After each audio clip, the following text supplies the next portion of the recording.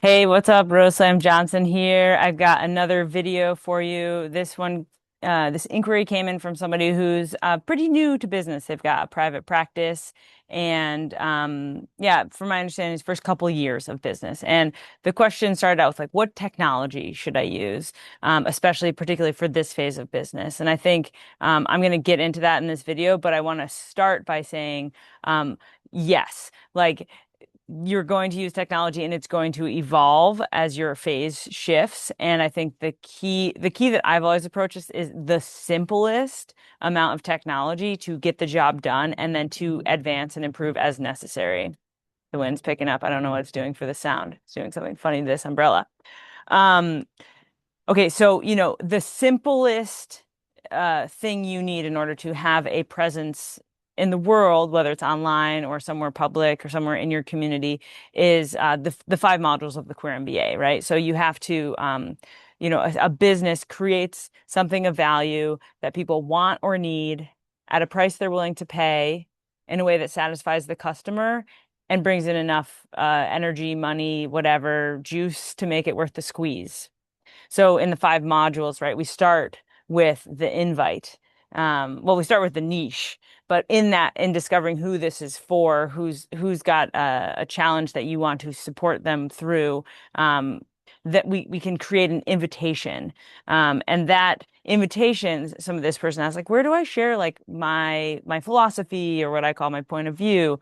And so as you're like developing who they are and composing your invitation, you will bring forth your philosophy, your approach, your understanding of why this is happening or under what terms or conditions this might be the case and how you get out of it because whoever you're working with is navigating a situation and they want a resolution.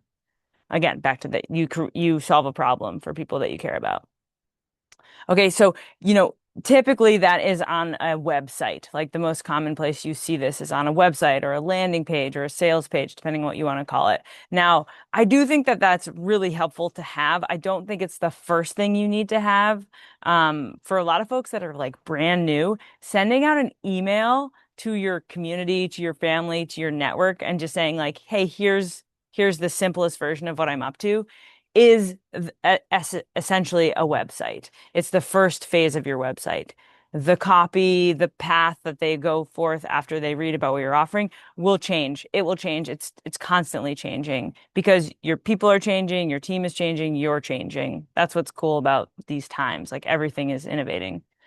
Um, so, starting there with like some very simple pieces. I'll make another video. Actually, well, there's video content in the Queer MBA about what you might put in that email, but essentially it's simple. It's as simple as necessary. It's as simple as possible to complete the task of them knowing what you're doing, why they're hearing about it, and if it's not for them, who it might be for, so they can spread the word, right? Now you can break that down into 18 different steps or three steps or whatever you want, but the key is to get into the art of saying it, of sharing it, because that will evolve and that will get smoother as you do it. And it'll be more clear as you do more of the work that you're inviting people into, because you'll be able to speak to the results and the experience and you'll be better suited to see who it's for.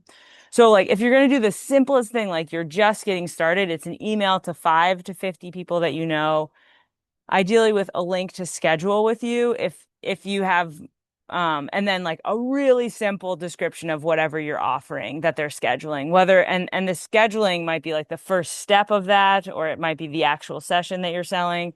And that's where that like description is going to be crucial, and that too will evolve as you go. So Calendly is like a really great app. There's other elements of it too. There's other scheduling tools you can use. I use TidyCal, which is like, I don't know, it's under $40 one time, which is just ridiculous. It does some things that Calendly can't do. Um, but then you have to look at like, well, do people are very familiar with Calendly. Do they get, um, is there a barrier because they aren't familiar with the app? You'll find that as you're going. Um, And then finally, this philosophy piece. Should I be on Instagram? Should I use my personal Instagram? Should I make a new Instagram?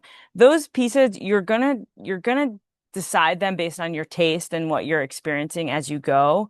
And I think that Instagram or a blog is a great platform for you to develop your point of view and your philosophy and to practice speaking to it, and seeing who responds. So, because if you asked me what my point of view on queer small business owners was 5 years ago, it would essentially be the same as what I would tell you now, but the way I would say it is drastically different because it has refined itself, even though the essence is still there.